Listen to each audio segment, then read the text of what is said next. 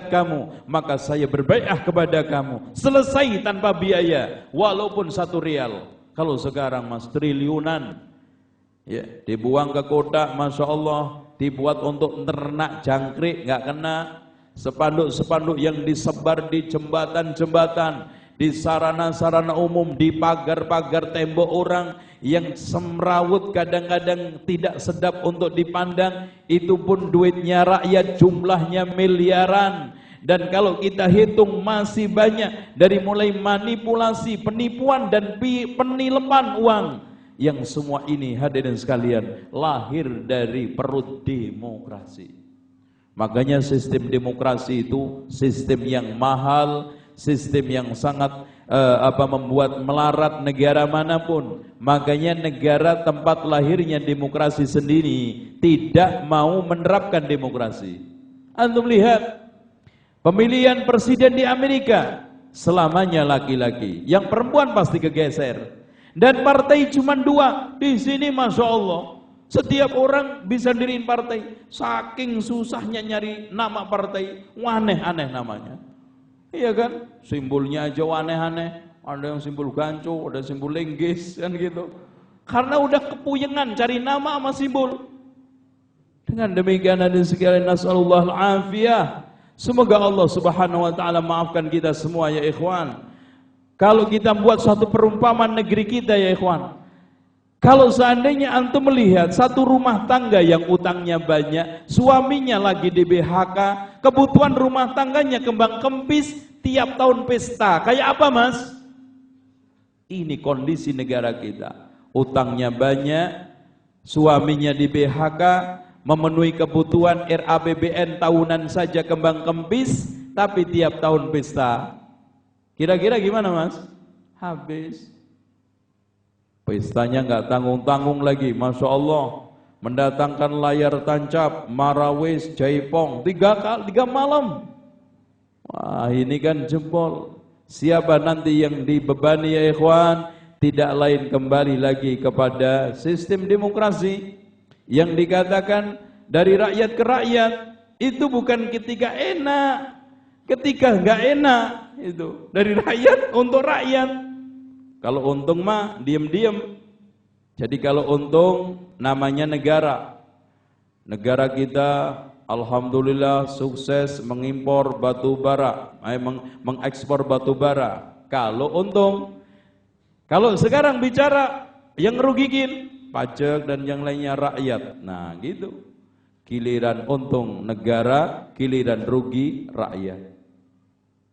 Karena hadirin sekalian, sistem demokrasi yang ada 5 itu, 1, kekuasaan ada di tangan rakyat. Keduanya pemisahan kekuasaan, ada legislatif, ada eksekutif, ada yudikatif.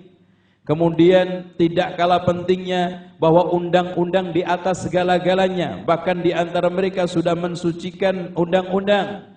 Kemudian sistem pemilihan umum, ini pasti. Dan hurriyatul fardiyah, kebebasan pribadi. Maka dalam rangka untuk menjalankan demokratisasi, maka gandengannya adalah kebebasan individu. Bebas untuk segala-galanya, termasuk mengekspresikan keyakinan. Mau ikut Gado Lucu, mau Ahmadiyah, mau aliran apa aja, mau milih agama aja, maka dia dipersilakan. Untuk melindungi ini, maka dihadirkanlah kemasan liberalisme. Makanya ya ikhwan, tolong dicamkan dengan baik. Sejatinya liberalisme adalah anak turunnya sekuler sama demokrasi. Lahirlah sekarang liberalisme. Karena tanpa payung liberalisme ini, demokrasi tidak akan berhasil. Apa liberalisme itu? Kebebasan kepercayaan, kebebasan keyakinan. Orang untuk murtad 1 hari 70 kali bebas. Ente mau pindah agama sekali 5 agama silakan, gak ada masalah. Nah ini kekuasaan. Selanjutnya nomor berapa? 3. Suara mayoritas tadi jelas. Yang penting suara terbanyak. Padahal suara terbanyak itu rata-rata menentang syariat dan menyesatkan berdasarkan firman Allah, wa in tuti aktsara man fil ardi yudilluka an sabilillah. kalau kamu mentaati kebanyakan orang wahai Muhammad, mereka akan menghempaskan, menyesatkan kamu dari jalan yang lurus. Dan dalam surat Al-Mu'minun ayat 71, Allah Subhanahu wa taala berfirman, "Walau ittaba'al haqqu ahwa'ahum la fasadatis samawati wal ardu wa man fihinna." Kalau seandainya kebenaran harus mengikuti hawa nafsu mereka, maka maka langit dan bumi akan rusak dan isinya juga akan rusak.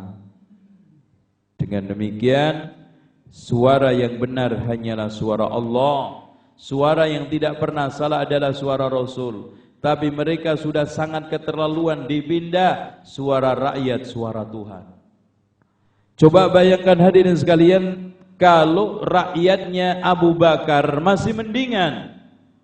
Kalau rakyatnya Umar bin Khattab, Masya Allah. Kalau rakyat sekarang model-model seperti ini yang cinta bid'ah, cinta syirik, dan tidak ada yang cinta kebenaran secara utuh, rata-rata musuhi, kemudian dikatakan suara rakyat, suara Tuhan. Coba bayangkan mas.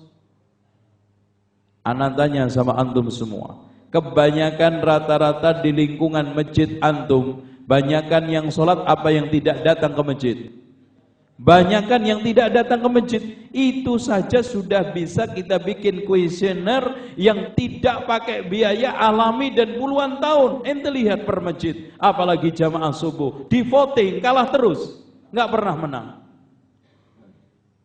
Nomor 3, menuduh syariat tidak lengkap.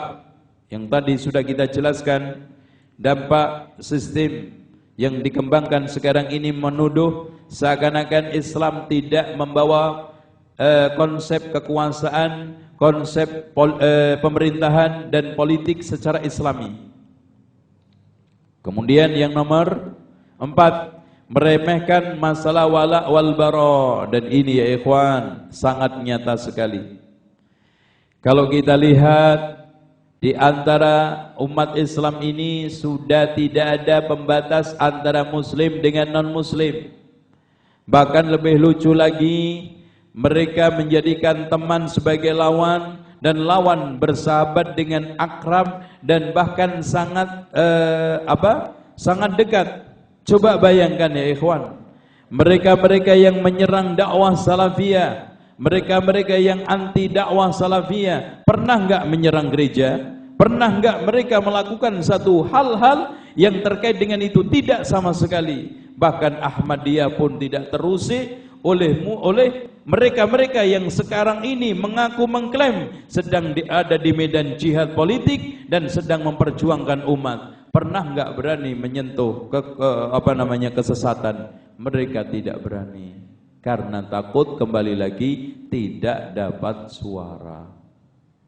Walawal bara habis. Padahal Allah Subhanahu wa